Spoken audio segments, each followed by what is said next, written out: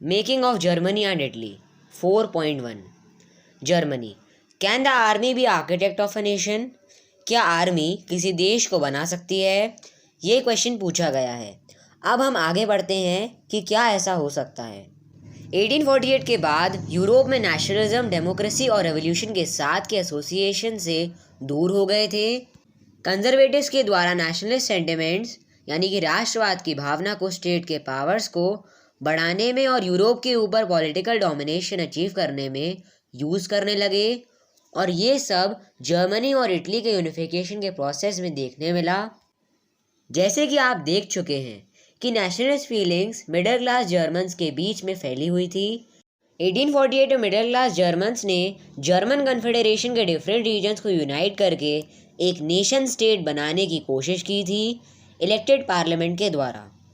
Nation building का यह liberal initiative, liberal यानी कि खुले विचारों वाला, हालांकि मोनार्की और मिलिट्री की कंबाइंड फोर्स के द्वारा दबा दिया गया। प्रशिया के बड़े लैंड ओनर्स, जिन्हें जंकर्स कहते थे, ने उन्हें सपोर्ट किया। उसके बाद से नेशनल यूनिफिकेशन के लिए मूवमेंट की लीडरशिप प्रशिया ने ले ली। प्रशिया के chief minister Otto von Bismarck इस प्रोसेस के आर्किटेक्ट थे। उन्होंने ब्यूरोक्रेसी और प्रशियन आर्मी की हेल्प से यह प्रोसेस जारी रखा। 7 सालों में 3 वॉर्स लड़ी, ऑस्ट्रिया, डेनमार्क और फ्रांस के साथ, और प्रशिया की जीत हुई और यूनिफिकेशन का प्रोसेस ख़त्म किया। जनवरी 1871 में प्रशियन किंग विलियम I को वर्साइलीज में एक सेरेमनी में जर्मन एम्परर घोषित कर दिया गया। 18 जनवरी 1871 की बहुत ठंडी वाली मॉर्निंग में एक असेंबली में जर्मन स्टेट के प्रिंस आर्मी के रिप्रेजेंटेटिव्स, इम्पोर्टेंट प्रशियन मिनिस्टर्स, जिसमें chief minister Otto von Bismarck भी थे, इकट्ठा हुए वर्साइलीज के पैलेस में नए जर्मन एम्पायर को घोषित करने के लिए, जो कि प्रशिया के केसर विलियम I के द्वारा हेड हुई। जर्मनी में नेशन बिल्डिंग प्रोसेस ने प्रशियन स्टेट पावर के डोमिनेंस को डेमोन्स्ट्रेट किया। नए स्टेट ने करेंसी को बैंकिंग, लीगल और जुडिशियल सिस्टम्स को मॉडर्नाइज करने पर जोर दिया। जर्मनी में प्रशियन तौर तरीके जर्मनी के बाकी जगह के लिए मॉडल बन गए। अब 4.2 इटली यूनिफाइड पढ़ते हैं। जर्मनी की तरह इटली की भी पॉलिटिकल फ्रेगमेंटेशन यानी कि पार्ट्स की लॉन्ग हिस्ट्री थी। इटालियंस बहुत सारे डायनेस्टिक स्टेट्स में फैले हुए थे और साथ ही साथ मल्टीनेशनल हैब्सबर्ग एम्पायर में भी फैला हुआ था। 19th सेंचुरी के मिडल में इटली 7 स्टेट्स में डिवाइड हो गई थी। इनमें से सिर्फ एक सार्दिनिया पीडमोंट ही इटालियन प्रिंसली हाउस के द्वारा रूल किया जा रहा था। नॉर्थ ऑस्ट्रियन हैब्सबर्ग के अंडर था और सेंटर पोप के द्वारा रूल किया जा रहा था, और सदर्न रीजन्स स्पेन के बर्बन किंग्स के अंडर था।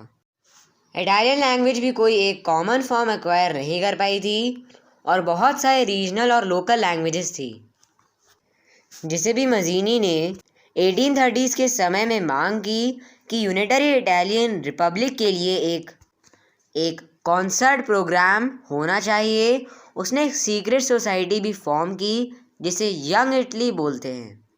अपने गोल्स के डिसेमिनेशन के लिए 1831 और 1848 में रेवोल्यूशनरी के फेलियर के कारण सार्दिनिया पीडमेंट के रूलर यानी कि किंग विक्टर इमैनुअल II को वॉर के थ्रू इटालियन स्टेट्स को यूनिफाई कराना था। इस रीजन के रूलिंग एलीट्स की नज़रों में इटली यूनिफाइड होने से इकोनॉमिक डेवलपमेंट और पॉलिटिकल डोमिनेंस बढ़ने की पॉसिबिलिटी थी। पेज 21 चीफ मिनिस्टर केवर ने इटली के रीजन्स को यूनिफाई कराने के मूवमेंट को लेड किया था। ये ना तो रेवोल्यूशनरी थे और ना ही डेमोक्रेट। जिस तरह से इटालियन एलीट के अमीर और एजुकेटेड मेंबर्स फ्रेंच बोलते थे, केवर भी बहुत अच्छी फ्रेंच बोलते थे इटालियन की तुलना में। केवर ने फ्रेंच के साथ डिप्लोमेटिक तरीके से अलायंस किया और सार्दिनिया पीडमेंट को ऑस्ट्रियन फोर्सेस को हरा दिया। 1859 में रेगुलर ट्रूप्स के अलावा भी जेसीबी गैरिबल्डी की लीडरशिप के अंडर बहुत सारे आर्म वॉलेंटियर्स ने फ्रे ज्वाइन किया। 1860 में वे साउथ इटली और 2 सिसिलीज के किंगडम गए और लोकल रीजेंट्स का सपोर्ट मिला। 1861 में Victor Emmanuel II united Italy के किंग बने। हालांकि इटालियन पॉपुलेशन में इलिटरेट ज़्यादा थे और बाकी लिबरल नेशनलिस्ट आइडियोलॉजी को नहीं जानते थे। सदर्न इटली में जिन पीजेंट्स ने गैरीबाल्डी को सपोर्ट किया था उन्होंने कभी भी इटालिया नहीं सुना था और ला टैलिया को विक्टर इमैनुअल की वाइफ होगी ये मानते थे। अब 4.3 पढ़ते हैं। Strange case of Britain. Nation का मॉडल या नेशन स्टेट ग्रेट ब्रिटेन है। कुछ स्कॉलर्स आर्ग्यू करते थे ब्रिटेन में नेशन स्टेट की फॉर्मेशन कोई रेवोल्यूशन से या अचानक कुछ होने से नहीं हुई।